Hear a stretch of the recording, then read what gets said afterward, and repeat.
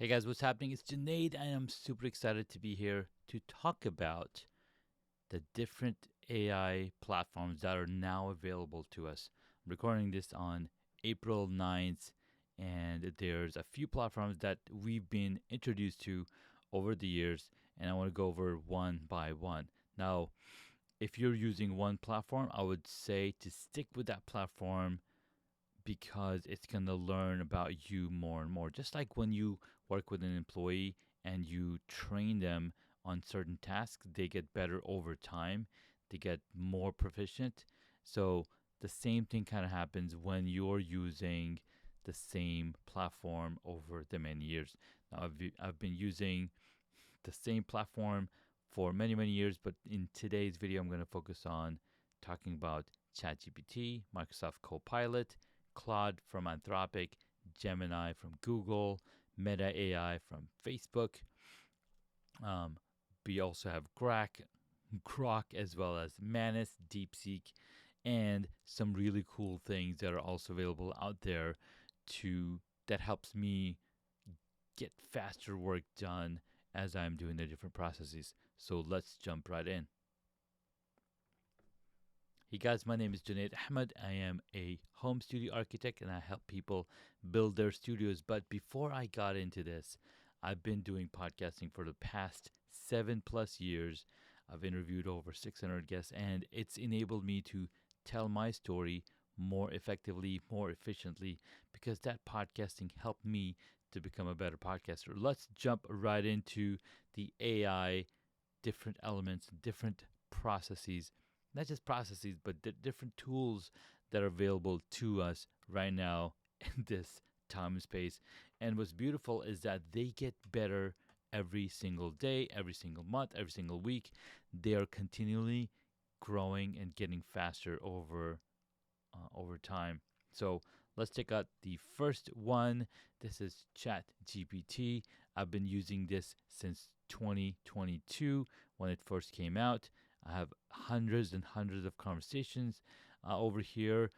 The latest things that they've added with the ability to create projects has been absolutely mind-blowing, and I absolutely love being able to put all my travel stuff in one place, or all my stuff around my Hacks and Hobbies podcast in one place. So it makes it a lot easier. So what I'm going to do is go over some of the things that I'm going to ask the same question to each and every of these platforms, and you can kind of get an idea of what features and what access they have.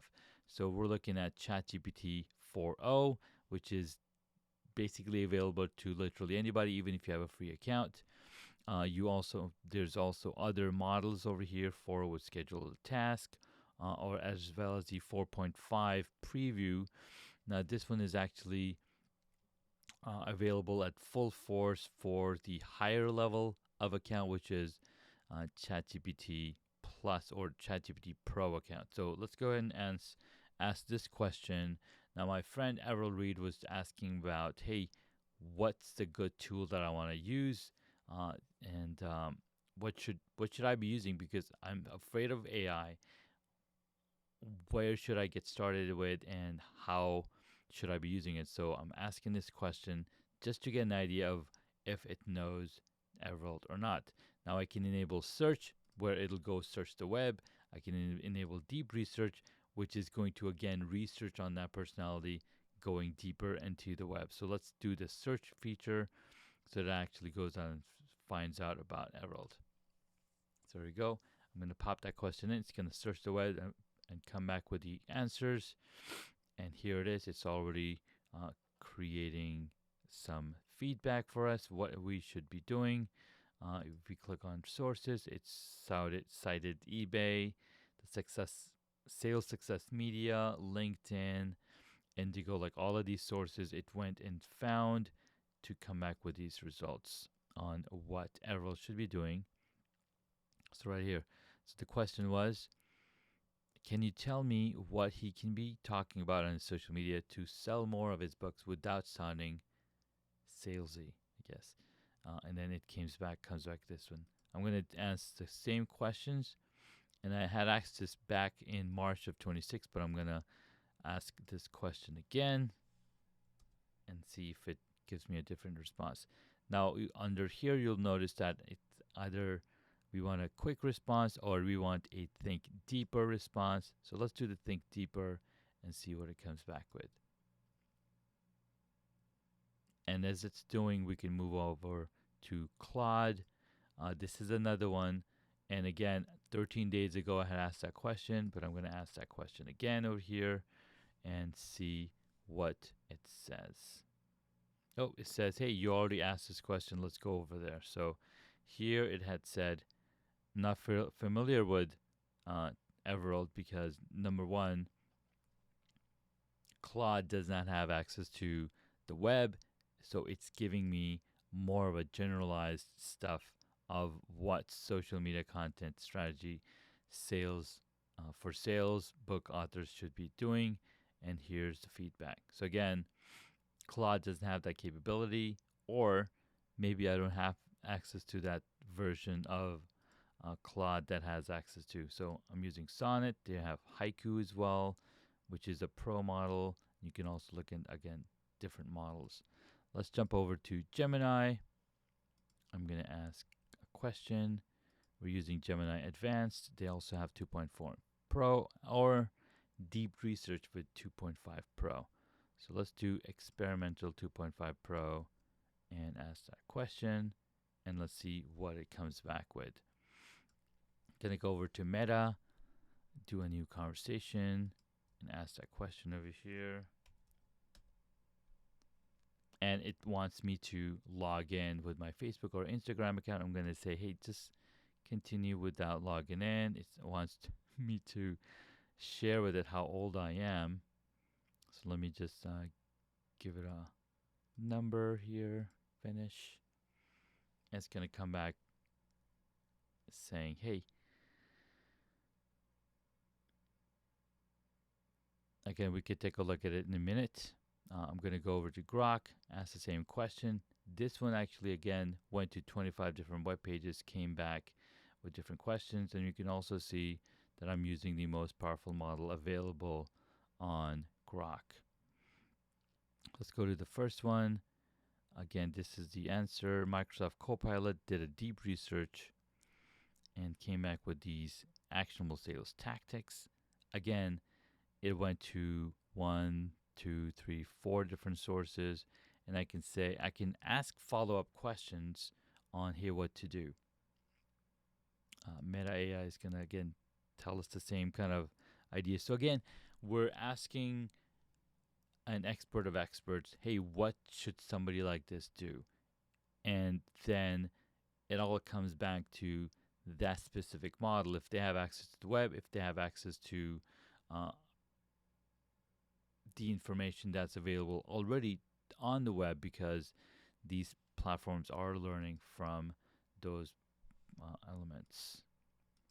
Let me go ahead and log into my DeepSeek account and see what it says. All right, log in quickly. And then ask this question. I actually had asked this question before, so let's go back to that question and see what it said. Okay, so the user is asking about, so this is the thought process that it went through. Wait, I can't browse the internet, so written a sales book. So now it's giving me more of a generalized information as opposed to question. So let's enable search and see if it comes back with some different answers. Again, based on the question, it's going to answer very similar to what the other ones are saying because it's a very generalized things. It's found 48 different results, and we can actually click on these and look at all of the results that it's coming back to. And now it's being more specific on what Everald should be writing about. So, for example, a post could be one mistake even top sales people make, relying too much on digital messaging. Real connection happens when you pick up the phone, and then you can have a brief story from the book to make it more personalized, and again, pulling that uh, curiosity from the people. Oh my God, what is the one mistake top salespeople are making? Right. So again, these are really powerful tools that are out there. Um, what's next for Manus? Manus is a really powerful platform that does really cool work for you. And I had asked a similar question over here, I think. Yep, over here. So this was for me.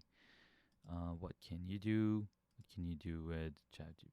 So again, these are different questions that I asked. I had asked, and again, it'll create a new task, right? So if I say, "Hey, do you know this person? He's written a book. Can you please?" And I'm gonna change this. Can you please create a few posts for his social media to sell more of his books without sounding salesy, right? All right, so once I hit send, it's going to come back and start putting a process, start putting a event together that's going to, again, give you an idea of what he can actually do. Again, Manus has a mobile app as well that you can download. You can scan the QR code if you want to, but really powerful elements. So I focus on all of my work to go through ChatGPT because it has all of the information on me. For example, I had asked a question if, based on our conversation, what do you know about Junaid Ahmed? Right? So it came back with some information that is, again, searched on the web, right? So Junaid is an IAS officer uh, in India, I believe. There's another Junaid Ahmed reality TV personality and a political candidate, ran a Democratic candidate in Illinois. I actually talked to this Junaid Ahmed, but I said, hey, wow, what about the podcaster? So when I specified, hey, what about the podcaster Junaid Ahmed? There's enough information out there on the web that isolates the information about who I am based on the different information that's available on the web. And then I say, okay, based on, write an intro. So now it creates an intro for me because it knows the information that I specified and came back. Now, there are different models that I've been using. 4.0 is the most great for most questions. If you want to explore ideas and whatnot, you can use 4.5. Again, depends on which model, which access level you have. So there you have it. These are the different models that are out there. Just to go over a little bit of history on where it started. OpenAI came to being in 2015, but the ideas behind it were actually a few years, even few years older than that, because there were these 8 engineers working at Google, and they're like, hey, what if there was a better way to search? What if there was a better way to pull information from the thing that we've been doing?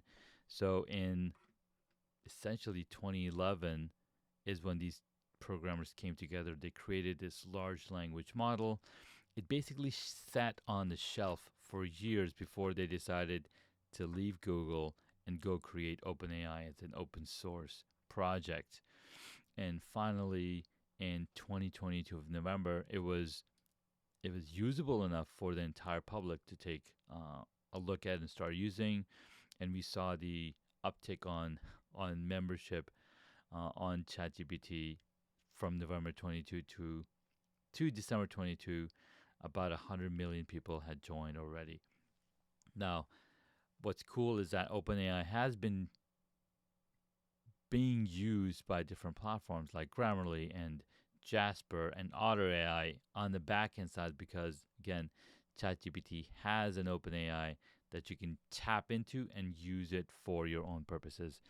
And I can go deeper on that or any of the other models if you want me to go into, but I just wanted to make a very specific a video on what's possible and what you can expect from the different models that are out there. Again, thanks so much for watching, and I'll see you guys in the next video.